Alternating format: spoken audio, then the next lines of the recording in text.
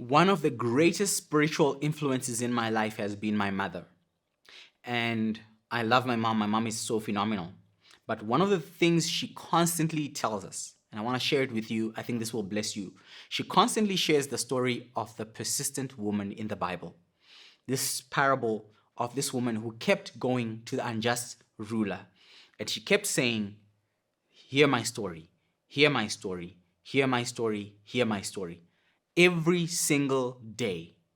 I think that sometimes as Christians, because the concept, the parable obviously was teaching us to be persistent with God and to be so hectic with God that even if he didn't want to do it, even if he was unjust and he didn't want to do it for you, you would force him enough to do it and force him until he ended up doing it anyway.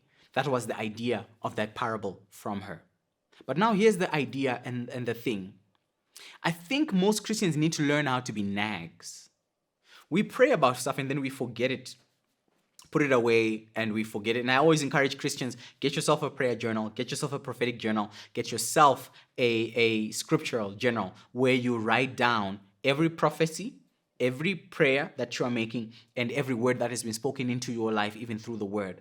Make it a point to diarize everything in your life, and you need to know what you are praying for. Make it a point to remember, a year ago I started praying about this, and a year later I'm still praying for it. But more than that, most of us need to learn how to nag God about stuff, nag everybody about stuff. There are certain doors that will open to you when you learn to be persistent.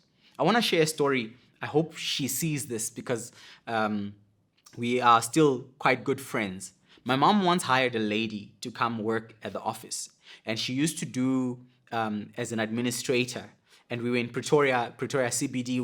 We had a property company, and this lady came for an interview, and she failed the interview. When she failed the interview, my mom immediately says to her, "I'm sorry, I don't think you are a good fit for us. Please go." And she would not go. This girl, this chick said, "I'm sorry, mama. This is my job. I am not going. I'm going to learn whatever you need me to learn, and I'm going to stay here and make it work until you give me this job." She worked there for about 3 years until the shop actually had to close down.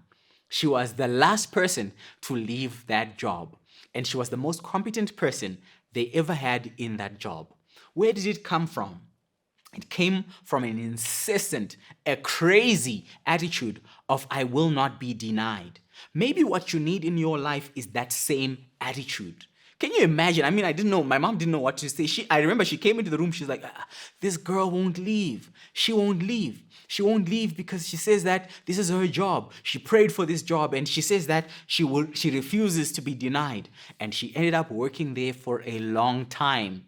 And she became one of her most core employees. People came and they left her there because she said, "This is my job."